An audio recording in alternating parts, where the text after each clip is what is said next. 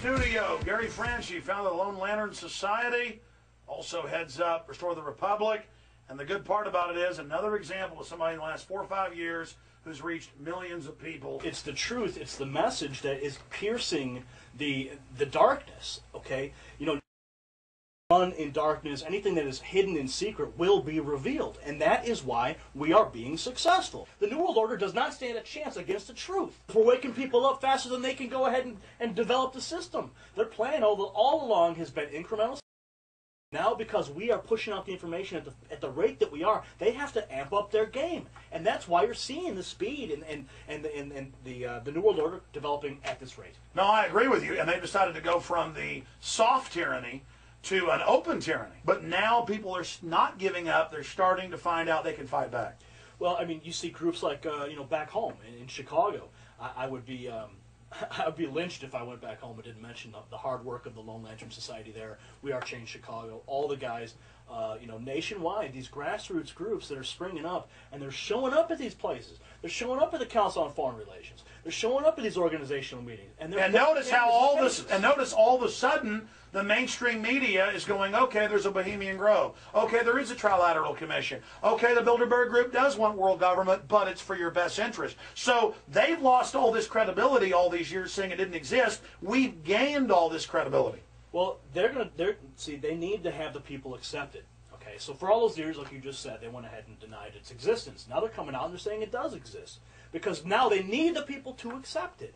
Meanwhile, we're coming in like the tip of the spear and waking up the people. It's neighbor to neighbor. It's house to house that we have to wake up the people. If we don't win the court of public opinion, we will lose. Absolutely. Gary Franchi here with us in the studio. I want to present this to you because of your hard work, dedication, and I'm serious. You really deserve this. You've been in this. Well, Gary, I appreciate it. I mean, this has got my ugly mug on it, though. Amazing. My wife will love that. Well, thank you, Gary. I've got to buy some more of these from you because I'm sure my kids would love having a collector's item. Well, thank you, Gary. Well, thank you. You have some more? I'm going to buy some for my kids here. War on for your mind, folks. Infowars.com, RestoreTheRepublic.com. Here we go. Hanging out with Alex Jones for a few days was quite an experience. The guy is so full of information, we filled up hours of footage of him revealing FEMA camp information for the new film. If you haven't seen the trailer for Camp FEMA, here it is.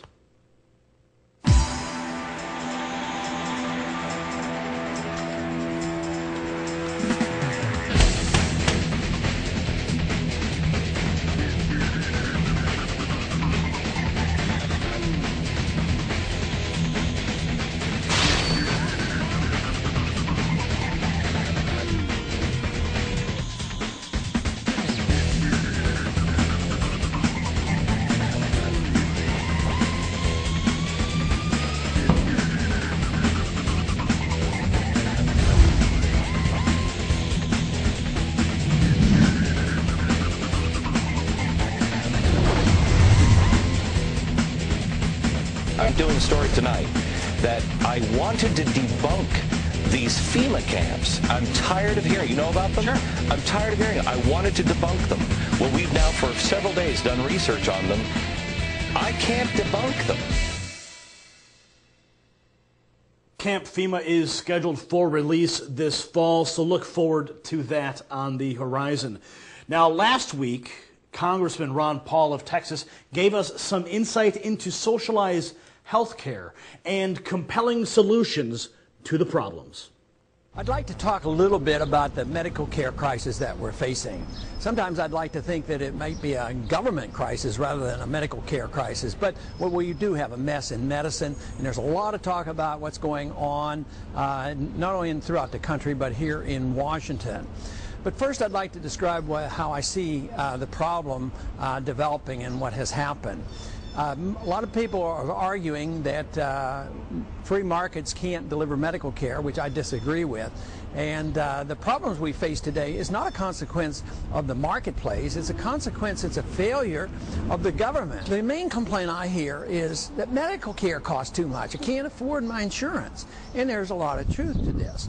But one thing that most people don't talk about is why are the costs high? Why are the costs of medical care, why are the costs higher than, say, the cost of bread or computers or television sets or whatever? And the truth is, it's a reaction to government. It's a reaction to our monetary policy.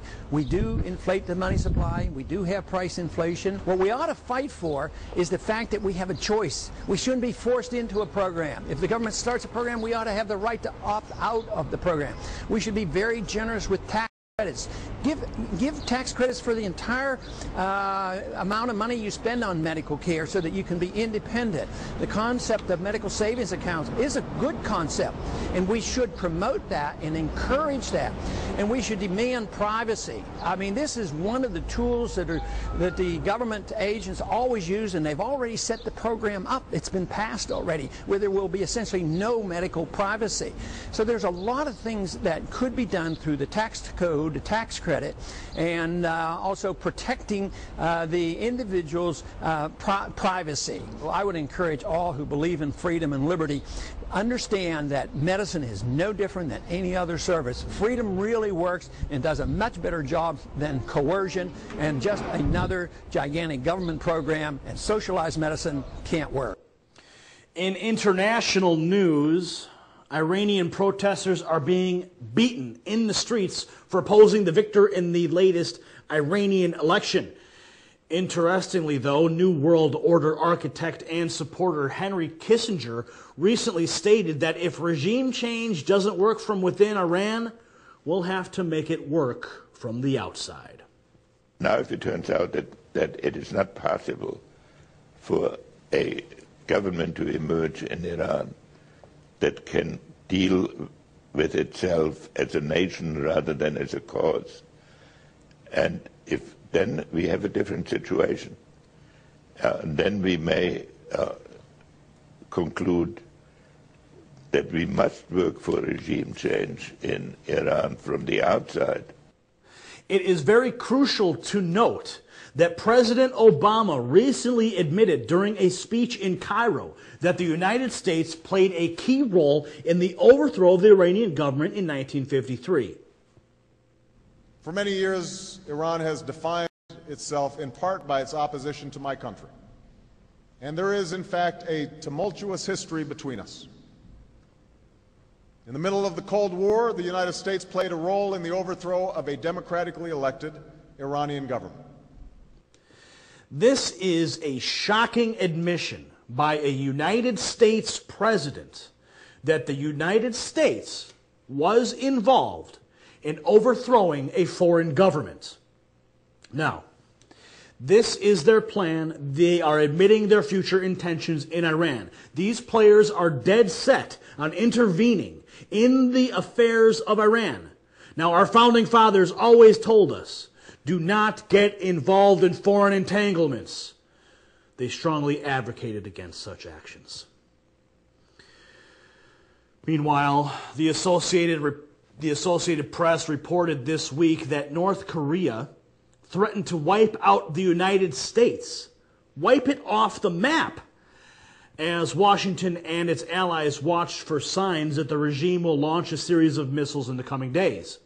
Off China's coast, the U.S. destroyer was tailing a North Korean ship suspected of transporting illicit weapons to Myanmar in what could be the first test of the UN sanctions passed to punish the nation for an underground nuclear test last month. If the U.S. imperialists start another war, the army and people of Korea will wipe out the aggressors on the globe once and for all, the official Korean Central News Agency stated.